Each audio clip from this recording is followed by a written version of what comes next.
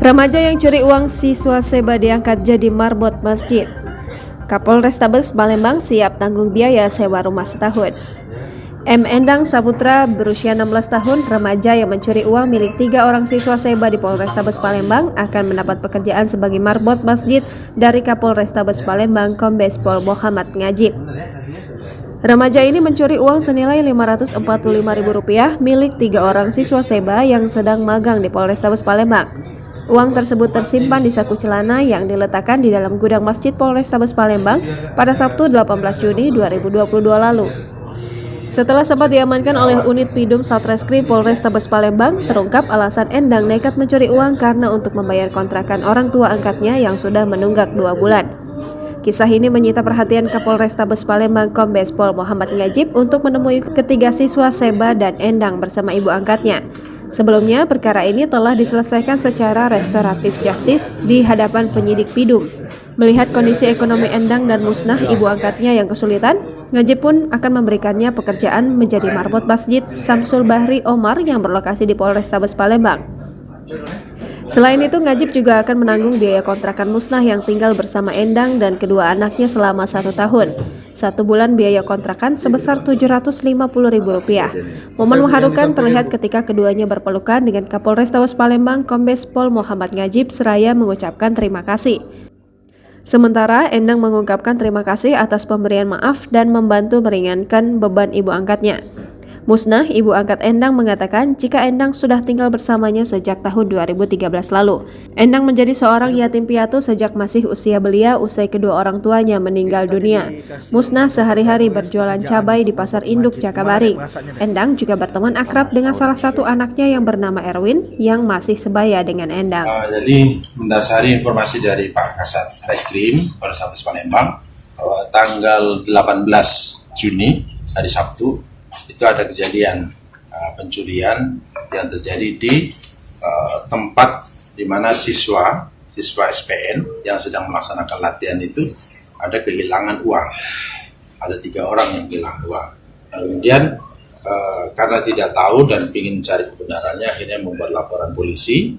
Setelah membuat laporan polisi, ternyata setelah kita lakukan penyelidikan, ternyata terungkap ada seorang yang melakukan perbuatannya, dia mengambil uang. Jumlah uang itu ternyata setelah kita tangkap hasil daripada pemeriksaan, ternyata anak ini punya suatu kendala, punya suatu masalah. Kenapa dia melakukan pencurian? Ternyata ada tunggakan untuk kontrakan dan juga ibu angkatnya itu sakit, dalam keadaan sakit. Nah, sehingga dia melakukan suatu perbuatan, dia pencurian. Nah, kemudian setelah kita lakukan kita tanya kepada korban, anggota yang siswa SPN itu, ternyata yang bersangkutan juga ikhlas untuk bisa diselesaikan secara restoratif justice, secara mediasi. Nah, diikhlaskanlah apa yang dilakukan oleh pelaku ini.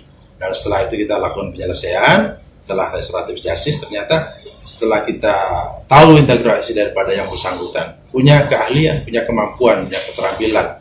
Dia hafal beberapa ayat dalam Al-Quran, sehingga kebetulan anak tersebut ternyata tidak punya pekerjaan yang tetap juga. Saya akan angkat di sini dan juga yang bersangkutan seizin ibu angkatnya juga mengizinkan untuk kita angkat menjadi marbot di Masjid Polrestabes Palembang. Katanya tadi mau menanggung biaya kontrak.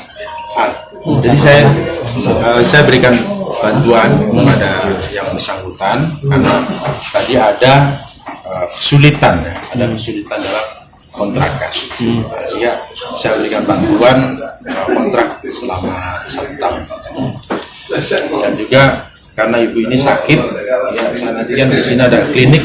Nah, dokter dari Polrestabes Palembang yang akan melakukan pemeriksaan, melakukan perawatan terhadap ibunya. Untuk perkara sendiri berarti ditutup, Bang, ya? Ya, kalau untuk perkara sendiri kita selesaikan secara selesai penjelasan Kapolres Palembang, jadi pelaku itu sudah dimaafkan. Kalau restoratif justice itu udah banyak sekali. Sudah banyak. Udah banyak. Boleh dijelasin, Mbak, apa Bang, untuk penjelasan restoratif justice ini siapa saja sih yang berhak mendapatkannya Bang?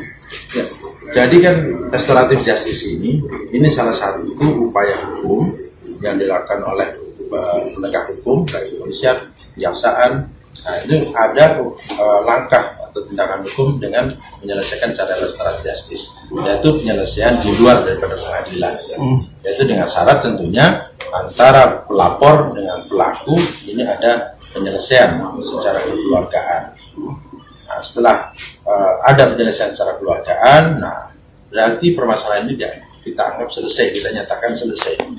Kemudian kita nyatakan dengan tentunya administrasi untuk penyelesaian perkara secara restoratif justice.